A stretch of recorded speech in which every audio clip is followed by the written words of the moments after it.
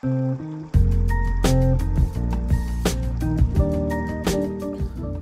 guys, nama gue Stan dari StephTech, dan di video kali ini kita bakal unboxing, review, lebih tepatnya review karena udah di unbox, yaitu ini microphone yang dulu gue sering pakai banget. Sekarang dia ngeluarin produk barunya, yaitu Boya Mini. Yap, ini udah kebuka karena gue udah di unbox ya. Ini sekarang gue lagi pakai si Boya Boya Mini-nya sendiri.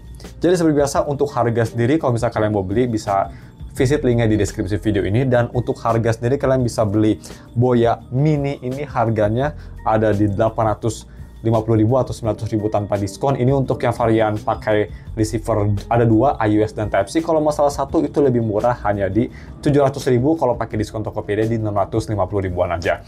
Jadi kalau misalkan kalian mau beli, gue bakal taruh link di deskripsi. Dan untuk packaging kontennya sendiri dia seperti ini ya, lumayan komplit, dikasih pouch, dikasih manual, ada manual juga, ada garansi, terus dia dikasih charger dan dikasih receiver yang satu lagi kalau misalkan kalian beli varian yang dual receiver.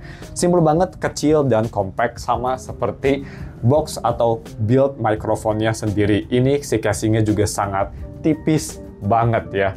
Jadi kita bahas bagaimana desain dan buildnya. Desain sendiri gue suka sama desainnya, ini sangat kecil. Lebih kecil daripada misal TWS yang kalian bisa lihat. Ini kecil banget dan juga sangat tipis. Very nice. Build quality not the best, tapi udah cukup solid, gak gampang jatuh jauh kalau misalnya kita turunin ke bawah gitu.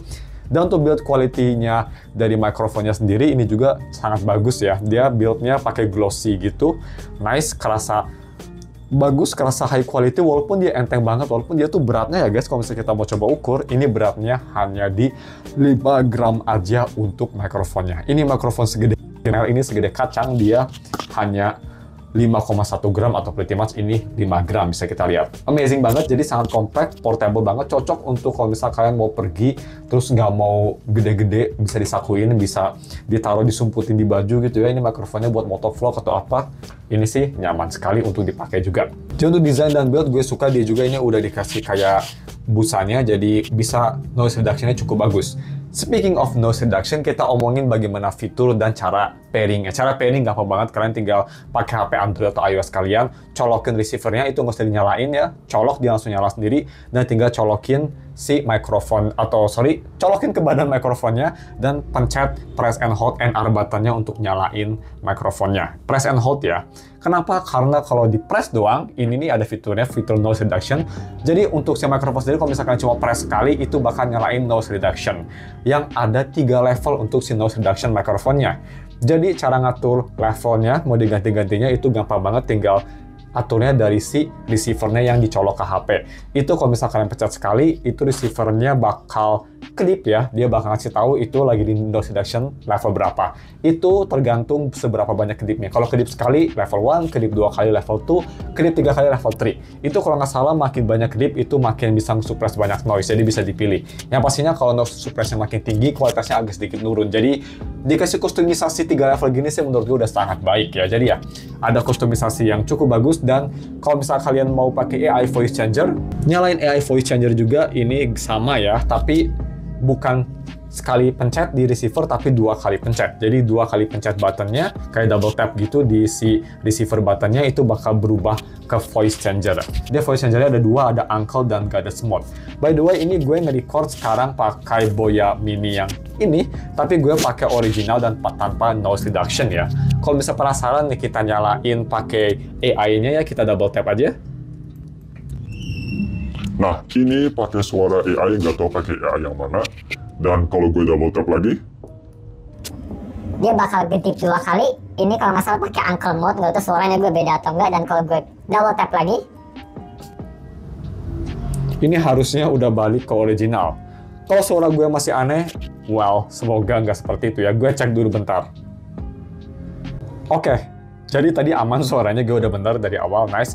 Jadi untuk receivernya seperti kalian tahu di double tap untuk ganti AI voice changer, dan kalau misalnya kalian ngelihat itu bakal blinking blue-nya. Jadi kalau misalkan double tap blinking blue, dan pas blinking blue itu kalau blinkingnya 2 kali itu bakal ke goddess voice atau suara yang cempreng. Kalau sekali itu bakal ke suara yang kayak lebih berat ya. Uncle Mode tuh maksudnya suara lebih berat, dan kalau 3 kali blinking itu baru balik ke original voice. Seperti itu, simple banget ya, sangat intuitif, dan yang gue suka juga dia ini button ya, si receiver dan si mikrofonnya sendiri dia tuh pakai button, jadi ya kerasa lebih tactile aja gitu, bisa sambil merem. Jadi kalau gue lebih suka kayak gini.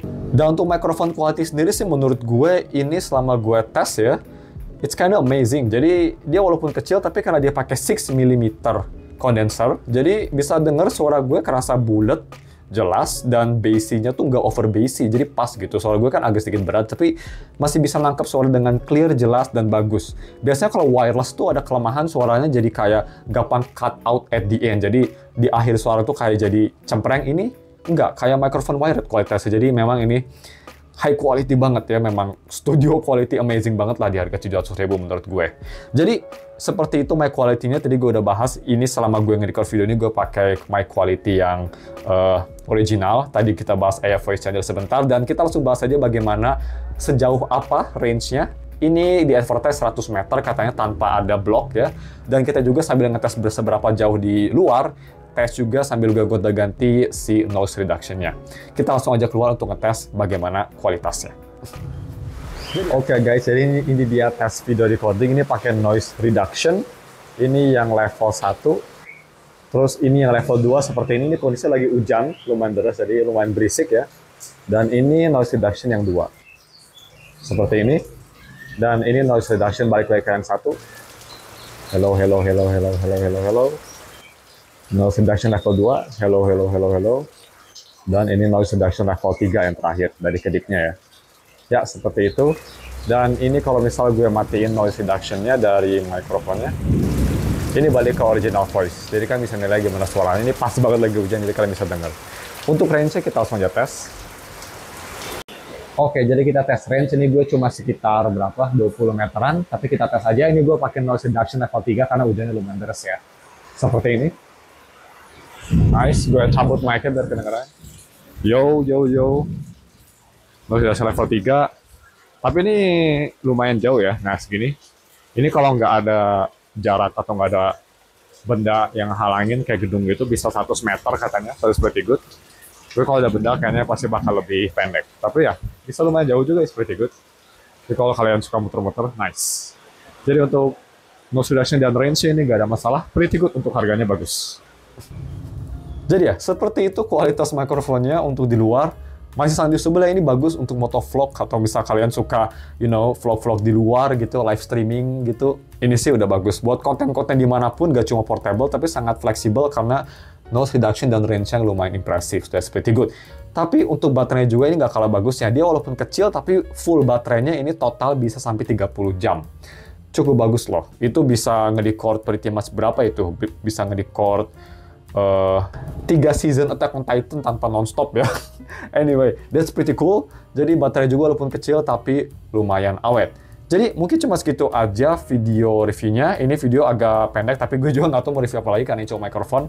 Overall konklusinya bagaimana? Menurut gue sih kalau misal kalian lagi nyari mikrofon under 1 juta yang ada 2 output ya, bisa Lightning atau bisa Type-C, dan dia juga ada 2 mikrofon, jadi bisa untuk interview orang di harga 700.000 atau 900.000 untuk yang dual output itu.